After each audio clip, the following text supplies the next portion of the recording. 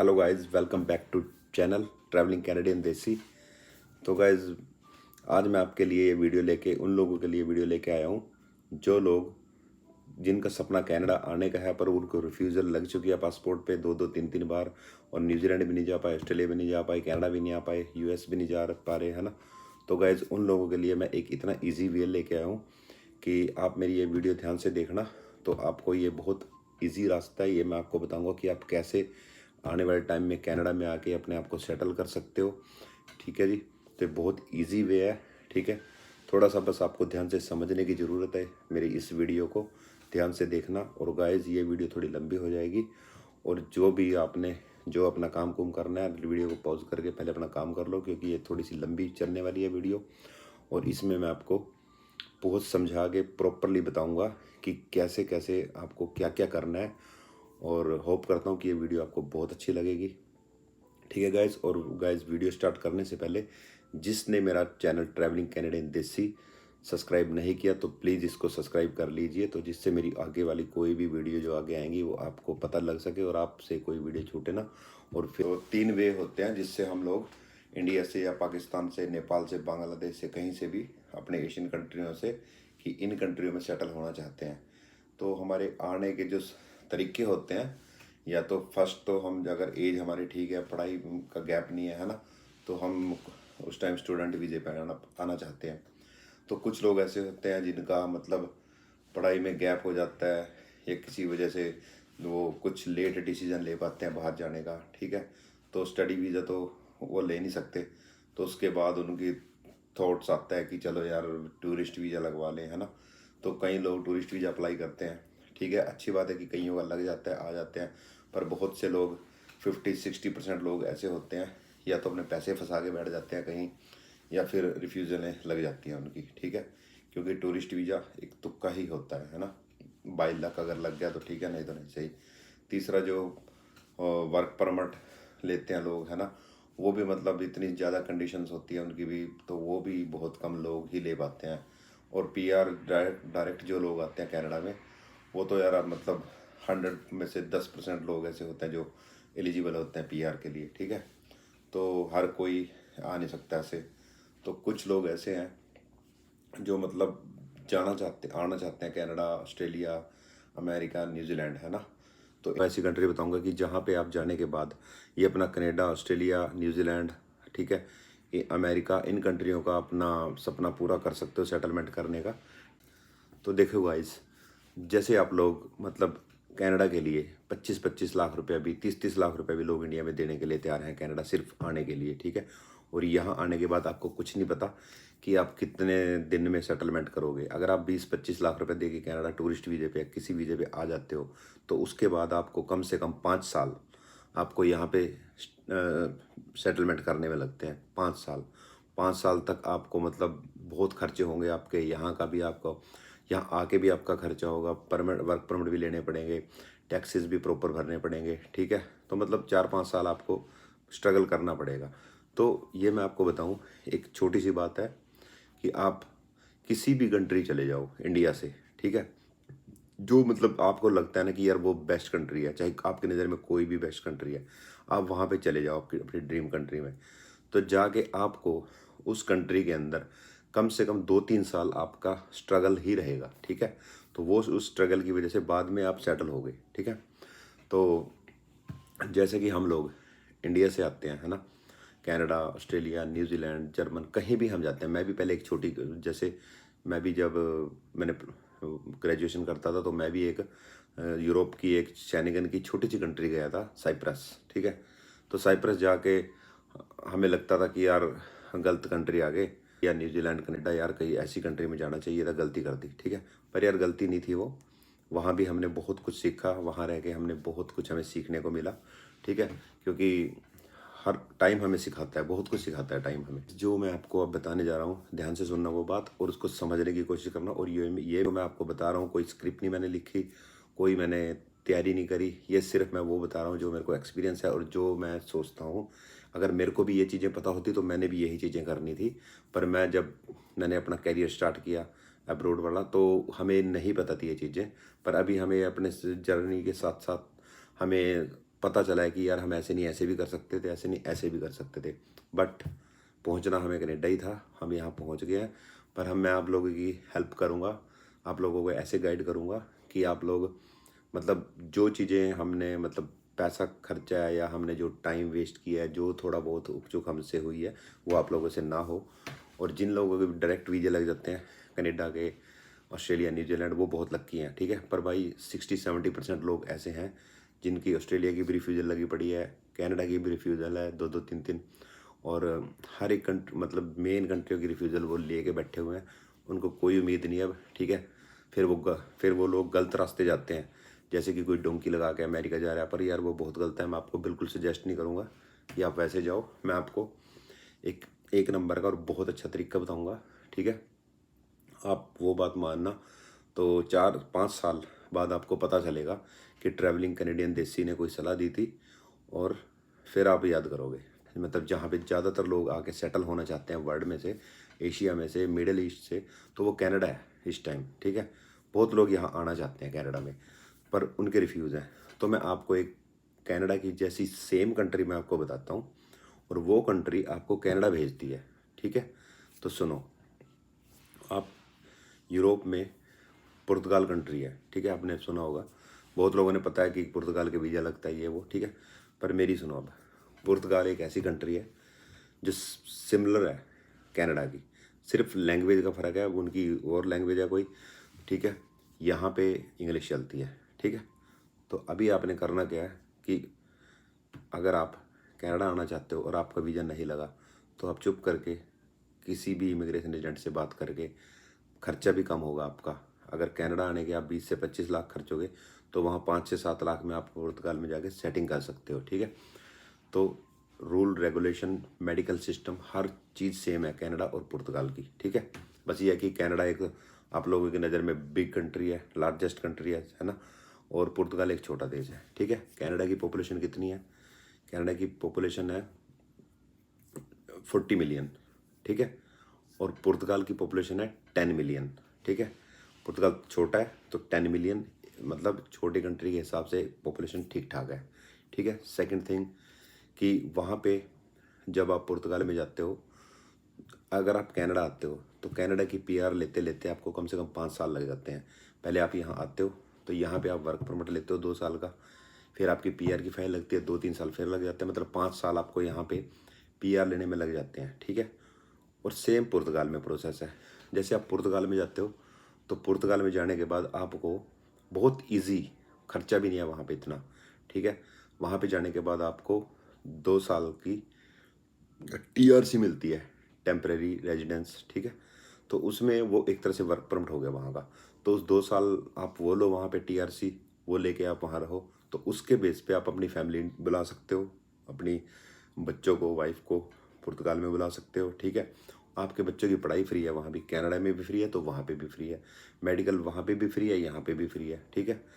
क्या तो पुर्तगाल में, ठीक है। तो आपका बच्चा भी स्कूल जाने लगेगा फ्री में, कोई खर्चा नहीं होगा आपको, मतलब जॉब भी मिल जाएगी, ठीक है। हाँ ये है कि थोड़ा वहाँ पे कमाई कम है कनाडा से, ठीक है।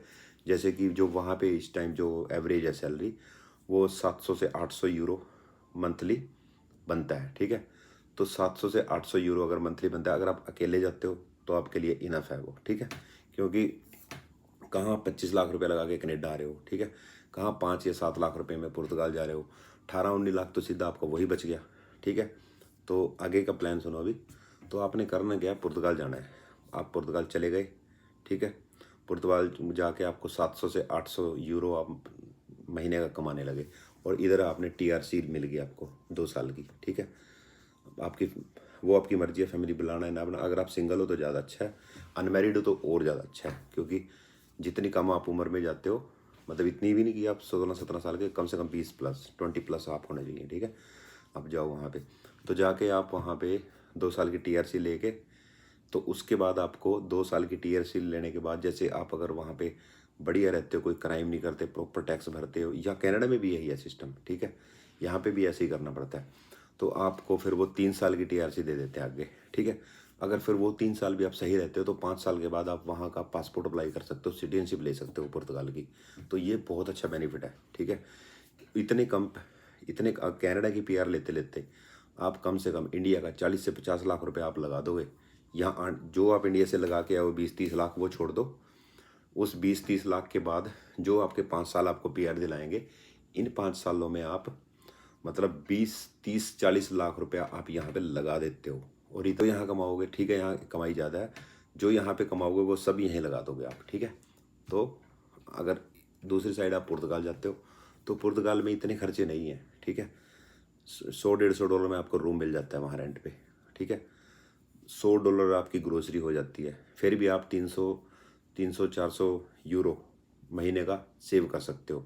अगर आपकी वाइफ आपके साथ है, वो भी काम कर रही है, तो आप 700 आप कमाते हो, 700 वो कमाते हैं, 1400, 700 आपका खर्चा हो जाता है, 700 आप सेविंग कर लेते हो, ठीक है। पहला पॉइंट कि जब तक आप कच्चे हो, पीआर नहीं हो, मतलब ना यहाँ पे पीआर नहीं हो, तब तक आपकी कमाई कनाडा की और पुर्तगाल की सेम है, कोई ज़्यादा नहीं। वहाँ थोड़े बहुत पैसे आप बचा सेविंग करोगे, यहाँ नहीं करोगे, ठीक है। First point. सेकंड पॉइंट, जैसे आपको वहाँ का आपने वहाँ का पासपोर्ट ले लिया, तो भाई पुर्तगाल एक ऐसी यूरोपियन कंट्री है, 26 कंट्री शेंगन में आते हैं और वो शेंगन कंट्री है, ठीक है। तो जब आपको पुर्तगाल का टीआरसी मिल जाती है 2 साल की, जो जैसे ही आप गए टीआरसी आपको 2-4-6 महीने में मिल जाती है अप्लाई करने के बाद, ठीक है। कोविड के बाद थोड़ा वहाँ पे भी मतलब बिजी चल रहा है इमिग्रेशन सिस्टम, और जो मतलब वहाँ पे भी कनाडा की तरह सेम वो बुलाए हैं उन्होंने यूक्रेन से बंदों को, वो भी दे रहे हैं, है ना। तो इस वजह से उनका भी सिस्टम बिजी है, ठीक है। तो अब बोल रहे हैं कि 6-6 8-8 महीने लग रहे हैं, पर चलो कोई चक्कर नहीं, यहाँ पे भी टाइम लग रहा है। तो आपने करना क्या है, ठीक है, 2 साल की टीआरसी होगी आपकी, उसके बाद आप नॉर्मल आपकी लाइफ। हाँ, आपको बताऊँ मैं कि वहाँ का जो माहौल है ना पुर्तगाल का, एक बहुत ही डेवलप कंट्री है वो। आप ऐसा ना सोचो कि कोई छोटी मोटी कोई ऐसी वैसी कंट्री है, कनाडा की तरह वो डेवलप कंट्री है, ठीक है। हर एक चीज़ है वहाँ पे, जो चीज़ कनाडा में है वो चीज़ पुर्तगाल में भी है। ऐसा नहीं है कि जो चीज़ कनाडा में है वो पुर्तगाल में नहीं है, ऐसा कुछ नहीं है। पुर्तगाल एक डेवलप कंट्री है, मेरा फ्रेंड वहाँ पे रहता है, तो गाइज बहुत अच्छी कंट्री है। बेनिफिट, पुर्तगाल जाना आपके लिए इजी है। सेकंड, खर्चा कम होता है। थर्ड बेनिफिट, कनाडा और पुर्तगाल में कोई ज़्यादा फ़र्क नहीं है, वो भी डेवलप कंट्री है, ये भी डेवलप कंट्री है। उसके बाद वहाँ पे आप पीआर होते होते मनी थोड़ी बहुत सेव कर लेते हो। कनाडा में आप पीआर होते होते कुछ सेव नहीं कर पाओगे, कुछ भी सेव नहीं करोगे, यहाँ का यहीं लगाओगे, ठीक है। तो पुर्तगाल, उसके बाद 5 साल में वहाँ पीआर लेते हो, 5 साल में यहाँ भी ले लोगे, ठीक है। अगर वहाँ का पासपोर्ट आपके पास है तो आप कनाडा आ सकते हो, क्योंकि पुर्तगाल शेंगन कंट्री है। पुर्तगाल के पासपोर्ट की इतनी वैल्यू है जितनी कनाडा के पासपोर्ट की है, ठीक है, क्योंकि वो यूरोपियन पासपोर्ट आपके पास हो जाता है। और आपके पास अगर यूरोपियन पासपोर्ट है तो आप वर्ल्ड में जहाँ पे आप कनाडा का पासपोर्ट लेके ऑन अराइवल ट्रैवल कर सकते हो, तो वहाँ पे आप पुर्तगाल का पासपोर्ट लेके भी ट्रैवल कर सकते हो। और आगे अपॉर्चुनिटी की बात करते हैं, ठीक है। जो लोग कनाडा में रहते हैं, ठीक है, वो कनाडा से कहीं नहीं जाते, ज़्यादा से ज़्यादा यूएस से, ठीक है।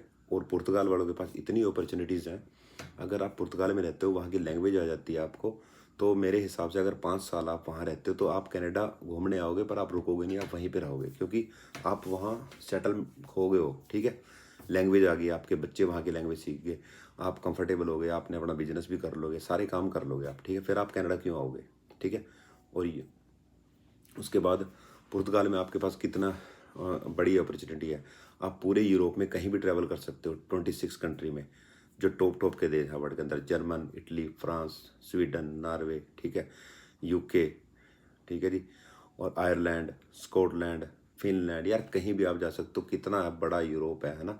तो आपके पास बहुत बड़ी अपॉर्चुनिटी होती है पुर्तगाल में रह के, ठीक है। चलो फिर भी आपकी ड्रीम कंट्री अगर कनाडा है तो पुर्तगाल के पासपोर्ट से आप कनाडा ऑन अराइवल आ सकते हो, आपके वीज़े की जरूरत नहीं। जिस वीज़े के लिए आप 25-25, 30-30 लाख दे के भी जो वीज़ा आपको नहीं मिल रहा, तो वो वीज़ा आपको 5 साल पुर्तगाल में रह के ऑन अराइवल मिलेगा। तो गाइस, इससे अच्छा क्या रास्ता होगा आपके लिए, ठीक है।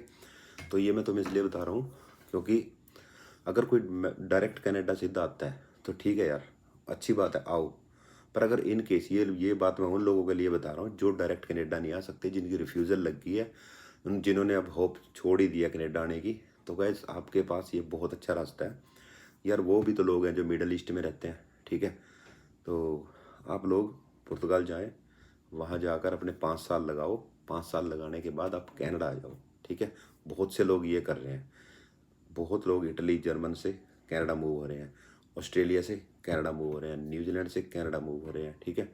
और पुर्तगाल से भी कनाडा मूव हो रहे हैं, साइप्रस से कनाडा मूव हो रहे हैं। यार पूरे यूरोप से ना, और मिडल ईस्ट से, यूरोप से, एशिया से, है ना, लोग कनाडा बहुत मूव हो रहे हैं। कनाडा में हर किसी का डेस्टिनेशन कनाडा है, ठीक है, या अमेरिका, ठीक है ना।